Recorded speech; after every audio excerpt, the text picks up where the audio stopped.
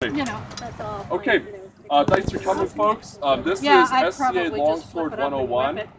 Basically, we're going to go over several different elements from the Tao of Dietrich.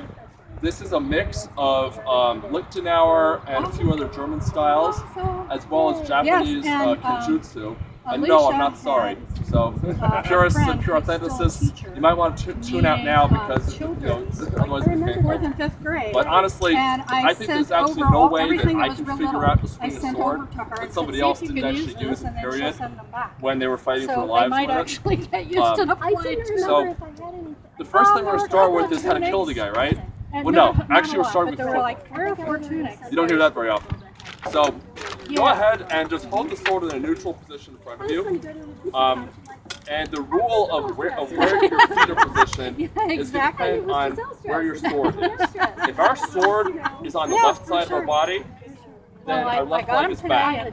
The reason for that is it creates a narrow profile stance, so that if His Highness wants to stab me, that's a pretty narrow target to shoot at, and if even it hits me, it might just glance off. On the other hand, if I was in the same ward and left foot forward, look at the target I present. So as we transition between different guards, wherever that the sword hilt is, that leg is back. So we'll get into that more as we go over different styles. But to start with, let's start with our sword on in a middle guard, right foot forward, and the first thing we're going to do is the gathering step. With this, we're advancing with our front leg and following it with our left leg and maintaining the same balance. So the same distribution of weight, advance, advance. Now, it doesn't have to be forward, we can do gathering step backwards, to the right, diagonally. All those are gathering steps because you're gathering your weight and your balance under you. So they're all going to make these are really good for when we're in measure, because here, if I advance, I still have a good solid core, good balance, good control. Versus if I advance with a passing step, which I'm going to show you in a minute, and His Highness chooses to counter press against me, then I advance like this, and I'm off balance right away. What size is this? So pack it up and that brings us to the second step, the passing step. With the passing step, the back leg advances, the other leg follows, and is now the back leg. So, why would we do this? Well, let's say that His Highness is attacking me, I don't want to be there. I can cover a lot more ground like that, right? Or if Her Excellency wants to defend and back away as I'm attacking, then look how fast I can close ground. You got a guy's poking at you with a spear and you don't like it, wait till he takes his shot, engage, then quick passing steps, and then you can make him hurt. So the passing step has its uses, but just be careful because when you advance with a passing step, and if they counter move, then I'm off balance. So finally, we have what's called the compass step. And you guys have probably seen me use the compass step. It's a bit of unpleasantry that changes the angle of the fight. So if Jeremiah takes a simple downward swing at me, Jay, the compass step, I'm moving in an angle, an arc around the opponent. So imagine kind of a half-circle horseshoe surrounding your opponent. You're moving along that horseshoe in such a way that you're still facing the same point. So if he decides he wants to stab me, not yet. So I'm still facing him, but I'm not where he was just stabbing. All by just moving along that arc. It could be back foot, then front foot, or it could be front foot and back foot. What we don't want to do though is do this. Now, if you absolutely have to, then you do it, but we try to avoid that. It's a very, very weak footing position, because if I'm doing that and he decides to press, then, yeah, not good, right? On the other hand, if he does that, if he decides to press, we like that. So, Everyone, go ahead and try some of these. Let's start off with gathering steps. Practice keeping your balance, your core upright, and in control. You want to get really comfortable with these steps because, especially when you're in measure with your opponent, you want to really be able to control the fight like that. Also, let's do some passing steps. Be comfortable with those. If you're pursuing or retreating, passing steps are your friend. So advance, follow, right? Right? Let's go ahead and line up. Everyone face me. Face me in a line. And I'm going to have each of you do 2 compass steps around me so folks are comfortable with that. So with the compass step, remember, you're moving around this arc. So start by stepping maybe here and follow with the back leg. Right? Okay? That way. Good. Okay, next.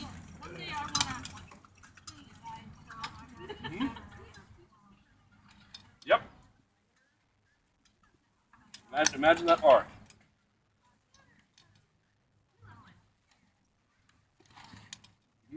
As long as you're facing me and I'm not facing you, then it's good.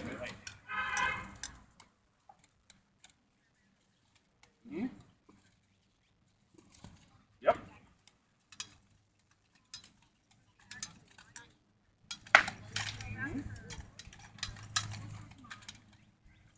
Yep.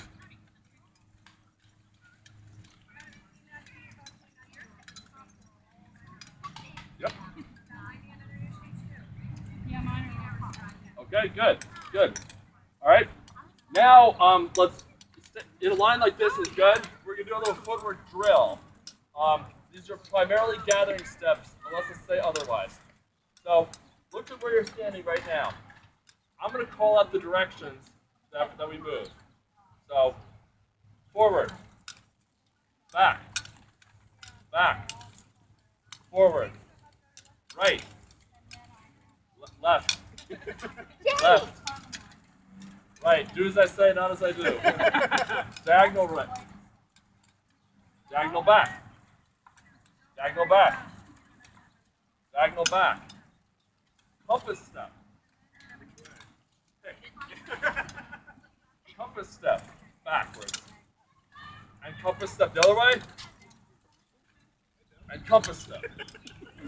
Now look where you started.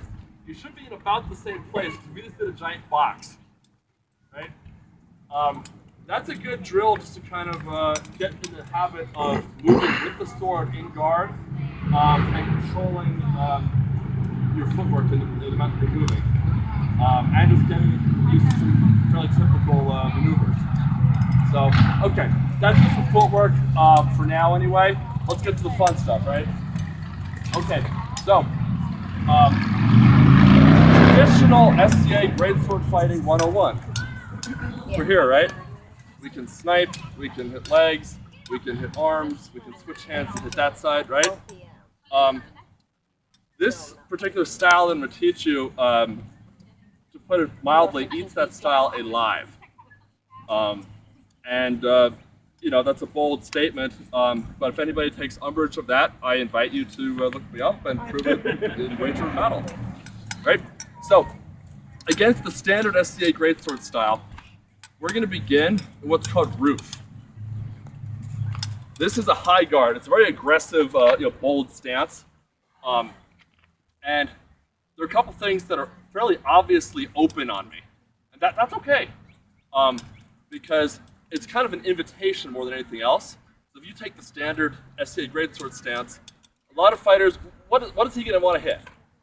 Right, he wants to hit the arm. As soon as he does so, we take that passing step forward, we sweep up his sword on the strong of ours, and then our sword still punks him. So the arm is bait. As soon as he takes it, it's simultaneously a parry and a strike. You go out to your first greatsword tourney, and you may surprise some people just with that one move. In the fighting manuals, this particular technique is called the Zornhau, or the stroke of wrath. The stroke of an angry man, it's called. because we're stepping forward and conanding the guy, right? But it's a surprisingly effective move because you can block with it at the same time as you're striking with it. Or if your opponent doesn't want to take the bait, if he just doesn't want to really do anything, that's fine too, because we can step in and with the strong of our sword, either one, push into it, or two, if he presents a very firm block, 1, 2. So, right roof. Be ready if you need to. If your timing's not quite right, just collapse the elbow in. So if I try and snipe at it and he collapses that elbow downwards, whoop, or if I touch the elbow, it's just going to be, you know, a tap, and it just skids right down. And then, wow, my sword's down here, yeah, and my collarbone hurts. So, it is a bit of a gamble. You're gambling that you can either collapse the elbow or throw that Zornhau faster than he can just snipe that arm real quick. Keep that in mind. So from here, we can easily step into that blow. That one's fairly obvious, but especially if you've maybe poked the guy just once, you can step into this blow and hit him somewhere else. It's the strength of this weapon. What do you guys think is its most advantageous trait? It hits hard, it has good tip speed, it has good range. I'm going to suggest that the power of this weapon is actually the ability to very quickly and effortlessly shift your targets. Because we have so much control over this weapon, we can be striking here, then immediately be here, here, here. We can redirect from target to target with ease. Especially if you're fighting a guy with a big heater shield. You throw that first blow, and you have a split second where he doesn't see you. So maybe the next one comes to the hip, the next one comes to the inner thigh. If it's feeling like a dick, which sometimes you got it. Yeah. So the ability to engage the shield to a full block, and then immediately redirect targets into something squishy, that's a powerful asset. So we'll go over that more when we do the 201 or 301 class, the various sorts of feints you can build into your technique engine. But just keep in mind, you don't have to commit to a shot if you don't want to. Physics and your weapon would give the ability to change your mind whenever you want, wherever you need to. Okay? So I'm going to teach you one of the staple shots of my style. It's called the X cut. You might have felt it before. So even, come on out. If I throw, well, let's say I'm in high guard. I throw an overhead grape blow, and he parries it. As soon as he parries it, I can then go into the X cut. The X cut is an offside body blow that we throw as soon as we basically make impact. We shift through and then turn, and the forearms form an X, which uncoils and careens into its target with like a bat out of hell. So there's 3 scenarios where we'll throw the X cut. Number 1, Eben attacks me, strikes at my head. I parry, okay? I then X cut. Number 2, I strike at Eben's head and he parries, and I X cut. And number 3, I strike at Eben's head, and no I don't, I X cut. So those are kind of the 3 scenarios where we want to throw that shot. What we don't want to do is, I'm on guard, I X cut. Why not? A little bit? No balance? Another reason? Yeah, I didn't do anything about that sword, so he just brained me with it. And then finally, let's say even if I land it, what's going to happen is that, first of all, he calls light, because it has no power on it, and then clobbers me. Yeah. So that's why we don't just want to go right into an X cut. This isn't a wrist shot. This is a shot about transitioning through. So let's go ahead and practice the X cut a few times. Let's form a line. So what I want you to do is I'm going to throw a blow at your head. You're going to parry it like so, and then immediately go into the X cut. So the target's be right here. All right, so you're going to throw. I'll throw at your head. Good. Shift your hands through towards the cars. Basically, the more you chamber that shot by shifting through, the more it sucks when you hit them. Right? So give, right? One. That's better. Yeah. Yeah. Usually, you can aim for this. You can hit him in the kidney belt with body armor if you're nice. You can hit him in the hip. That's fine too. You can hit him in the leg if you want. Then make him sit down for a bit. I only say a bit because in this style, if you put them on the ground, you need to end that fight in your favor every time. Then use up all the games. So, all right. Well, next. All right, I'm gonna strike at you. You parry it next time. Yep. Yep. And when you do this, you actually don't even really have to come back around. You can come right, click. Yeah, right, even.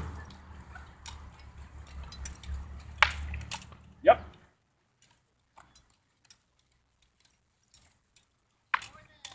Yep.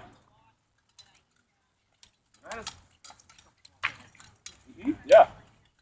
Okay. That's basically the X cut. This is something you have to practice a lot on the PAL to really be able to use effectively in a tournament. But it gives you a huge advantage. Most sword and shield fighters think your offside is invulnerable up until the guy switches hands. Because most greatsword fighters, if they want to hit that side, they have to switch hands to hit it. Otherwise, what? Am I do that? No. So they're expecting that they're not going to get hit there unless they see you with that big verbal cue, this big visual cue. But instead, we don't have to switch hands. We can just throw a blow and X cut to it. Okay. This time's going to shield. All right. So I throw the first blow. He parries it, and yep. Notice how I chose to disengage as I did that because he was presenting a very aggressive front. What I don't want to do is stand there and throw that, and stand there and throw that, because by the time I do that, he's so close. Even if I hit him, he just threw a wrap shot across both my shoulder blades, right? Yeah, it's not going to go well. So again, 1, 2, right? So what did I do? Not only did I disengage, but I disengaged with a compass step to create better angulation to get around the shield. Yeah. So go ahead and practice just slowly in the air. Practice the first shot to Zornhau. Shift through to your X cut. So 1, 2. 1, 2.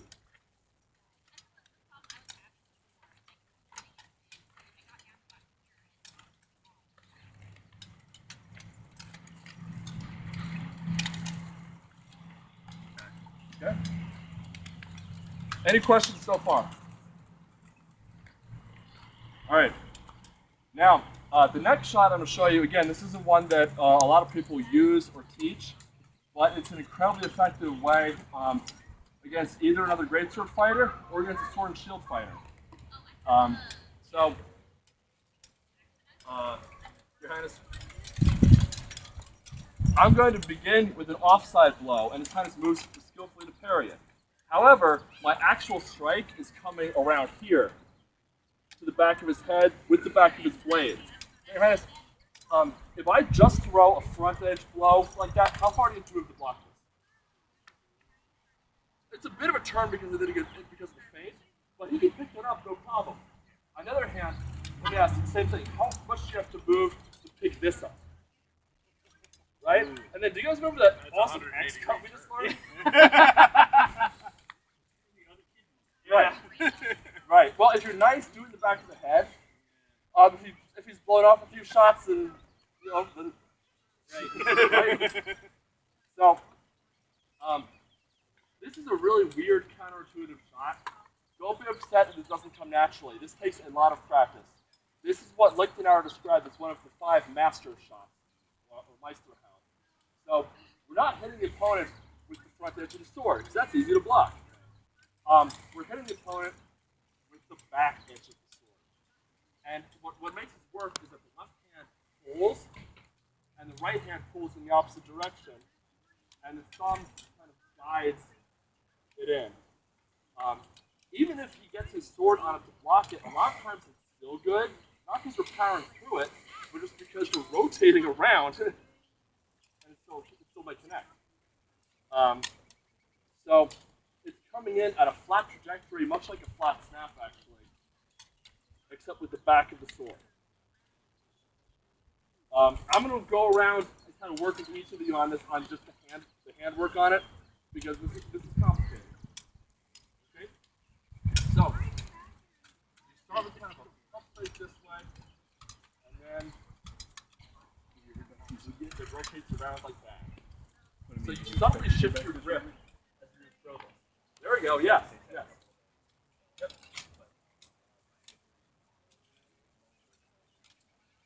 Okay?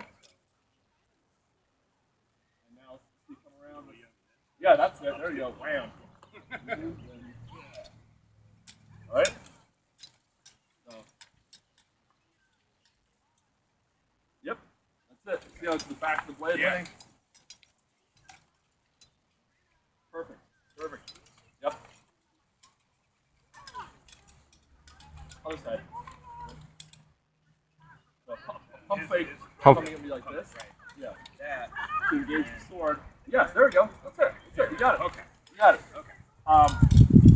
You can throw this without the pump fake if you want, but I like to have that split second where the opponent's not hitting me.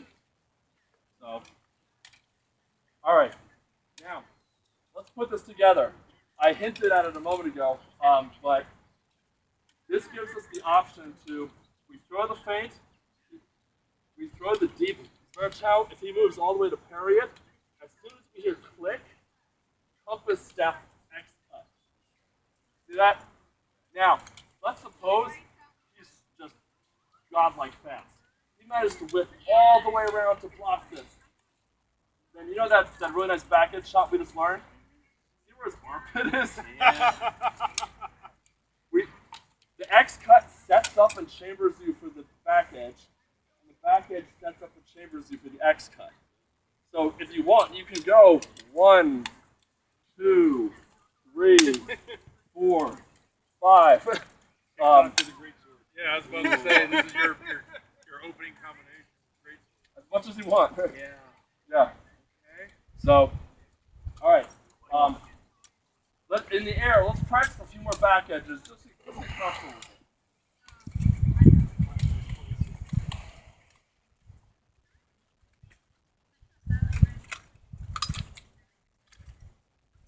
All right. So to recap, we have gathering step. We have passing step. We have compass step. We have middle guard. We have right root. We have Zornhau, the stroke of wrath. We have Zornhau to X cut. We have pump fake to back edge. And we have pump fake to back edge to X cut. All right, any questions? Well, I think that's probably sufficient for a first class. Thank you very much. Certainly, certainly. All right, everybody, thank you for tuning in, and stay tuned for more next time. Excellent. Thank you.